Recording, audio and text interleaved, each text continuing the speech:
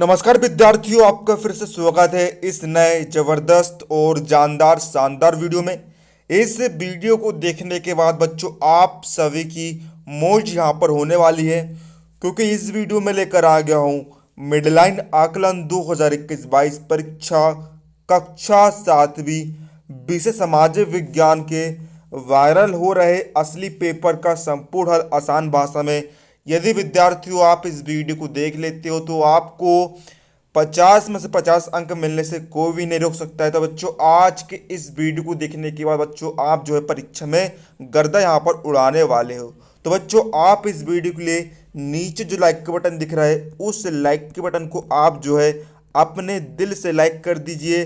साथ ही चैनल पर नया हो तो चैनल को सब्सक्राइब करके बेल नोटिफिकेशन ऑन कर लीजिए, ताकि हम जैसे ही कोई नया वीडियो अपलोड करें आपको उसका तुरंत नोटिफिकेशन मिल जाए। चलिए अब हम वीडियो को बिना किसी देरी के यहाँ पर शुरू कर लेते हैं।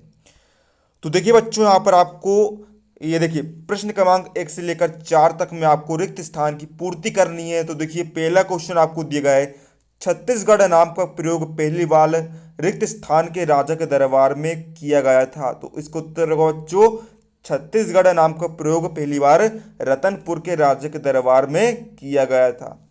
दूसरा क्वेश्चन हमें यहाँ पर दिया है, सीमेंट बनाने के लिए कच्चा माल, यहाँ पर रिक्त स्थान में आप लिखेंगे चूना पत्थर, मिट्टी और मार्ल होता है।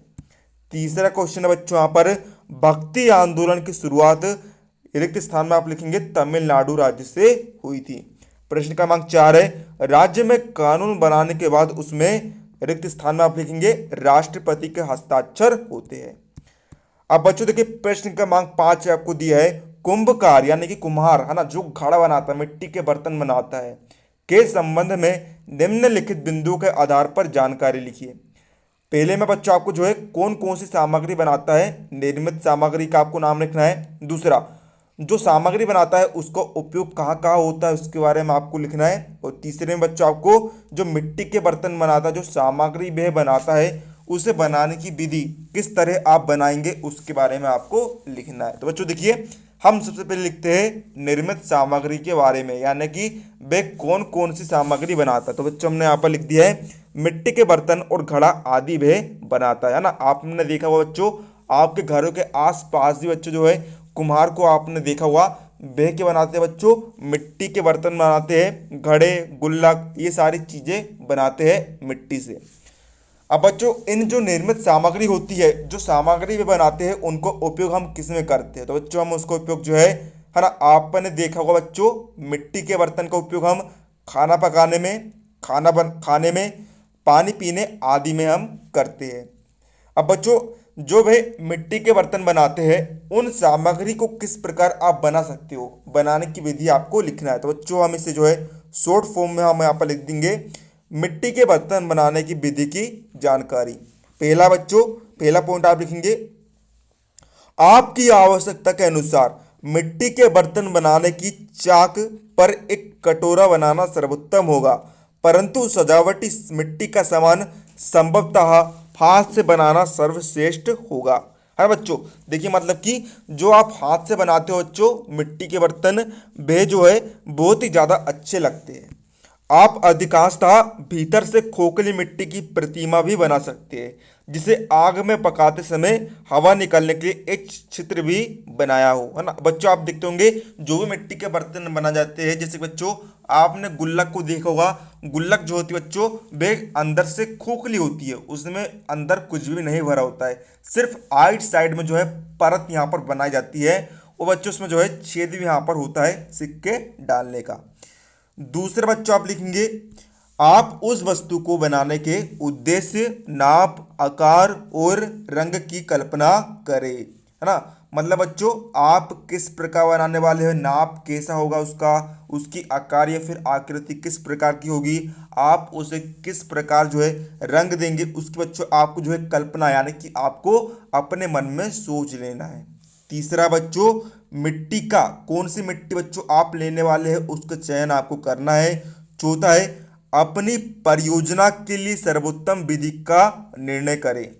चयन करने के लिए आपके पास जो है कुछ विकल्प है, यानी कि बच्चों आप कौन सी विधि से मिट्टी के बर्तन बनाने वाले हैं। तो बच्चों देखिए विधि आपको दी गई है चाक, दूसरा हाथ की चुटकी से, तीसरा कुंडलीकरण, चौथा पटिया बनाना।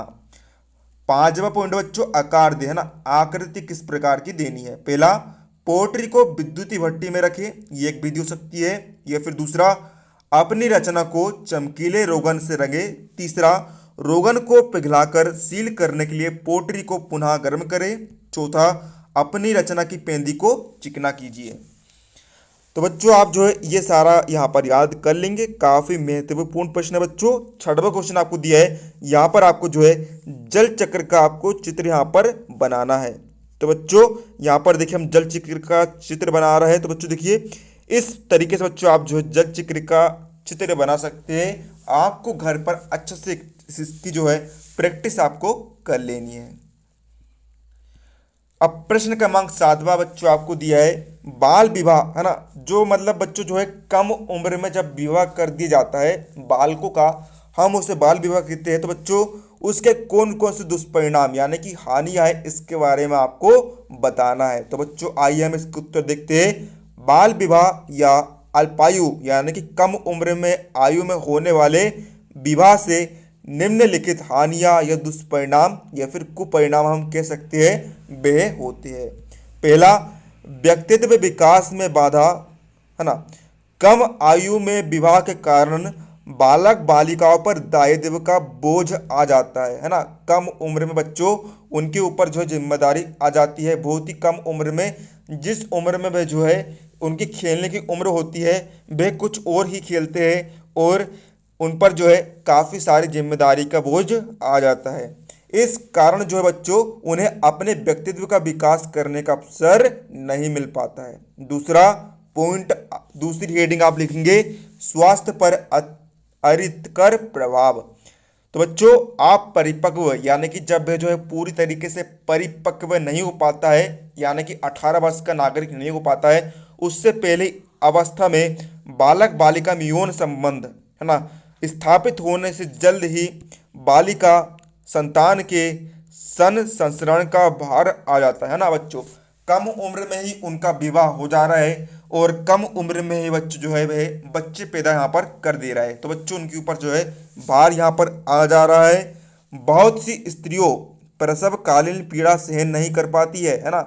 जब उनको बच्चा होता है बच्चों तो वह जो है कई सारी जो स्त्री लड़की होती है वह उनका जो पीड़ा यानी जो दर्द होता है वह सहन नहीं कर पाती है। उन्हें अनेक रोग हो जाते हैं, बीमारियां हो जाती है, कभी कभी तो मृत्यु तक भी हो जाती है तथा संतान भी अस्वस्थ होती है। तीसरा बच्चों इसका हानि क्या है, जनसंख्या में वृद्धि, है ना बच्चों। भारत में जो है बहुत ज़्यादा जनसंख्या है ना। चीन के बाद दूसरा नंबर बच्चों भारत का ही लगता है। तो बच्चों जनसंख्या में वृद्धि होती है। तो बच्चों देखिए बाल विवाह के फलस्वरूप जनसंख्या वृद्धि दर जो है तेज यहाँ पर हो जाती है। बाल विवाह हो जाने से माता पिता जो है जल्दी जल्दी संतान उत्पन्न करने लगते, है ना, है। ठीक है बच्चों। चौथा बच्चों बेरोजगारी। भारत में बेरोजगारी की समस्या जो है बच्चों अधिक है। बेरोजगारी का गहन समस्या जनसंख्या वृद्धि के कारण होती है ना बच्चों। जब जनसंख्या बहुत अधिक हो जाती है तो देखिए देश में जो बच्चों सीमित संसाधन यहाँ पर होते हैं। तो बच्चों जो संसाधन का उपयोग करने वाले जो है सीमित व्यक्ति यहाँ पर होते हैं। जब जनसंख्या जो है बच्चों अधिक होती है तो होता क्या है, संसाधन की कमी है। तो बच्चों इस कारण बच्चों जो है बेरोजगारी यहाँ पर उत्पन्न हो जाती है। अतः अप्रत्यक्ष रूप में बाल विवाह से बेरोजगारी को प्रोत्साहन मिलता है। पांचवा बच्चों बाल विधवाओं की समस्या। बाल विधवा की समस्या को भी जन्म देता है। अनेक बीमारियों या फिर किसी घटना के द्वारा बालकों की जो है बच्चों मृत्यु यहाँ पर हो जाती है। भारतीय समाज में विधवा विवाह को मान्यता नहीं थी। कम उम्र में विवाह होने के कारण बालिकाएं पढ़ी लिखी भी नहीं होती है। तो बच्चों ये सारी आपको हानि होती है बाल विवाह से। अब बच्चों यहाँ पर आ जाते हैं हम प्रश्न क्रमांक 8 की तरफ। प्रश्न क्रमांक 8 में बच्चों देखिए आपको जो है नीचे एक परिच्छेद यानी कि बच्चों आपको जो है गद्यांश दिए गए हैं उसमें काफ़ी सारे जो है रिक्त स्थान आपको दिए गए हैं। तो बच्चों रिक्त स्थान में बच्चों आपको जो शब्द यहाँ पर दिए गए इनमें से आपको उचित शब्द चुनकर आपको लिखना है। तो बच्चों आइए हम इसको उत्तर यहाँ पर देख लेते हैं। तो बच्चों देखिए, पृथ्वीराज चौहान तृतीय, यहाँ पर रिक्त स्थान में आप लिखेंगे बच्चों चौहान वंश के राजा थे। बे रिक्त स्थान में लिखेंगे अजमेर एवं यहाँ पर रिक्त स्थान में लिखेंगे दिल्ली राज्य में शासन करते थे। सन यहाँ पर रिक्त स्थान में आप लिखेंगे 1911 में मोहम्मद गोरी के साथ, रिक्त स्थान में लिखेंगे तराइन जगह में प्रथम युद्ध हुआ, जिसमें यहाँ पर लिखेंगे आप मोहम्मद गोरी की बुरी तरह से घायल हो गया। पृथ्वीराज का विवाह यहाँ पर आप लिखेंगे संयोगिता से हुआ था। उनके दरबारी कवि व मित्र यहाँ पर रिक्त स्थान में लिखेंगे चंदवरदाई थे।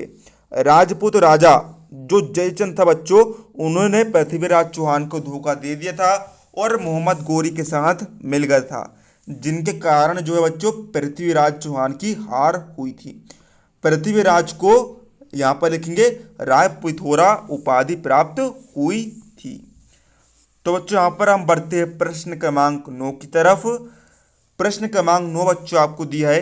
बच्चों यदि आप जो है इसका पूरा PDF सॉल्यूशन यदि आप जो है डाउनलोड करना चाहते हो तो बच्चों मैंने आपको जो है डिस्क्रिप्शन में टेलीग्राम चैनल की लिंक आपको दे दिया हूँ। उस लिंक पर क्लिक करके आप हमारे जो है बच्चों टेलीग्राम चैनल को सब्सक्राइब कर लीजिए। वहाँ पर आपको जो है पूरा फुल पेपर का PDF और साथ ही में पेपर का PDF का सॉल्यूशन भी आपको उपलब्ध करा दिया जाएगा। तो बच्चों प्रश्न क्रमांक 9 हमें दिया है, जलप्रपात किसे कहते हैं? छत्तीसगढ़ के किसी एक जलप्रपात का वर्णन कीजिए। तो बच्चों आइए हम समझते हैं जलप्रपात किसे कहते हैं। पहाड़ों की चट्टानों से, है ना बच्चों, आपने देखा होगा बच्चों कई सारी ऊंची ऊंची पहाड़ियाँ होती है, तो बच्चों उनकी जो चट्टानों से बच्चों जो नदी गिरती है या फिर जो नाले गिरते हैं बच्चों, हम उन्हें जलप्रपात हम यहाँ पर कहते हैं। यदि गिरने वाली पानी की धारा पतली होती है तो उसे जलप्रपात कहा जाता है ना। और गिरने वाला पानी एक बहुत बड़ी धारा के रूप में काफी ऊंचाई से गिरता है तो महाजलप्रपात कहते हैं ना बच्चों। जब भी जो पानी है बच्चों वे बहुत बड़ी धारा के रूप में गिरता है तो बच्चों हम उसे जो है महाजलप्रपात कहते हैं। भेड़ाघाट के बच्चों आपने जलप्रपात देखा हुआ, भेड़ाघाट जो है बच्चों मध्य प्रदेश में स्थित है। वे भी बच्चों क्या है जलप्रपात है। वहां पर जो है पहाड़ियों की चट्टानों से बच्चों जो है नदी के रूप में पानी गिरता है, उसे बच्चों हम जो है जलप्रपात यहाँ पर कहते हैं। बच्चों मैं आपको जो है डीपली यहाँ पर एक्सप्लेन कर रहा हूँ ताकि आपको जो है रटने की आवश्यकता ना पड़े और आप इसे बड़ी ही आसानी से याद कर सके। पहाड़ों के ढलान से होकर गुजरने वाली पानी की धाराएं भी जलप्रपात होती है। तो बच्चों ये आपका पहले वाक्य का यहाँ पर उत्तर हो गया है, जलप्रपात किसे कहते हैं। अब बच्चों इसका जो अगला भाग का क्वेश्चन है आपका, छत्तीसगढ़ के किसी एक जलप्रपात का वर्णन कीजिए। तो बच्चों आइए हम इसका उत्तर यहाँ पर देख लेते हैं। हम बच्चों यहाँ पर छत्तीसगढ़ का किसी एक जलप्रपात का वर्णन करेंगे। तो बच्चों हम यहाँ पर वर्णन कर रहे हैं चित्रकोट जलप्रपात का। तो बच्चों आइए हम देखते हैं। चित्रकोट जलप्रपात भारत के छत्तीसगढ़ राज्य के बस्तर जिले में इंद्रावती नदी पर स्थित एक सुंदर जलप्रपात है। इस जलप्रपात की ऊंचाई 90 फीट है। इस जलप्रपात की विशेषता यह है कि वर्षा के दिनों में यह रक्त लालिमा लिए हुए होता है तो गर्मियों की चांदनी रात में यह बिल्कुल सफ़ेद दिखाई देता है। जगदलपुर से 40 किलोमीटर और रायपुर से 273 किलोमीटर की दूरी पर स्थित यह जलप्रपात छत्तीसगढ़ का सबसे बड़ा, सबसे चौड़ा और सबसे ज़्यादा जल की मात्रा प्रवाहित करने वाला जलप्रपात है। यह बस्तर संभाग का सबसे प्रमुख जलप्रपात माना जाता है। जगदलपुर से समीप होने के कारण यह एक प्रमुख पिकनिक स्पॉट के रूप में भी प्रसिद्धि प्राप्त कर चुका है। अपने घोड़े की नाल समान मुख के कारण इस जलप्रपात को भारत का नियाग्रा भी कहा जाता है। चित्रकूट जलप्रपात बहुत खूबसूरत है और पर्यटकों को बहुत पसंद आता है। सघन वृक्षों एवं विंध्य पर्वतमालाओं के मध्य स्थित इस जलप्रपात से गिरने वाली विशाल जल राशि पर्यटकों का मन मोह लेती है। अब बच्चों प्रश्न क्रमांक 10 हमें यहाँ पर दिया है, मानवीय पर्यावरण व प्राकृतिक पर्यावरण में अंतर लिखिए, है ना। तो बच्चों देखिए, मानवीय पर्यावरण यानी बच्चों ऐसा पर्यावरण जो मानव द्वारा निर्मित होता है, और प्राकृतिक मतलब बच्चों जो है प्रकृति द्वारा निर्मित होता है, जो हम जो है नेचुरल रूप से प्राप्त होता है। तो बच्चों हमें इन दोनों में अंतर लिखना है। तो बच्चों हम यहाँ पर देख लेते हैं इसका उत्तर, दोनों में पर्याप्त अंतर है जो इस प्रकार है। तो बच्चों देखिए, मानवीय पर्यावरण को बच्चों जो है हम प्राकृतिक पर्यावरण यहाँ पर कह सकते हैं। तो बच्चों देखिए, भौगोलिक पर्यावरण यानी कि प्राकृतिक पर्यावरण के संबंध बच्चों किससे है, प्रकृति से है, अतः यह मानव से स्वतंत्र है। जबकि जो सांस्कृतिक यानी कि मानव पर्यावरण है, मानव द्वारा निर्मित यानी कि मानव के द्वारा बनाया हुआ पर्यावरण है। दूसरा, भौगोलिक पर्यावरण यानी कि प्राकृतिक पर्यावरण में भौतिक वस्तुएं यानी कि जल, वायु, आकाश, सूर्य, चंद्रमा आदि आते हैं। जबकि जो सांस्कृतिक यानी कि मानव निर्मित पर्यावरण होता है, उसमें भौतिक और अभौतिक दोनों प्रकार की वस्तुएं आती है। तीसरा बच्चों, भौगोलिक पर्यावरण जो होता है मूर्त होता है, जबकि सांस्कृतिक पर्यावरण अमूर्त होता है। चौथा बच्चों, भौगोलिक पर्यावरण की अपेक्षा सांस्कृतिक पर्यावरण व्यक्तियों के जीवन को अधिक अप्रभावित करता है। तो बच्चों ये आपको जो है पार्ट 1 का पूरा सॉल्यूशन यहाँ पर हो जाता है, प्रश्न क्रमांक 1 से लेकर 10 तक का। आने वाले वीडियो में बच्चों आपको जो है प्रश्न क्रमांक 11 से लेकर 17 तक का सॉल्यूशन प्रोवाइड करा दिया जाएगा। तो बच्चों उम्मीद है आपको वीडियो हेल्पफुल लगा तो वीडियो को लाइक कर देना, चैनल पर नए हो तो चैनल को सब्सक्राइब करके बेल नोटिफिकेशन ऑन कर लेना। मिलते हैं अगले किसी नए वीडियो में, तब तक के लिए जय हिंद जय भारत।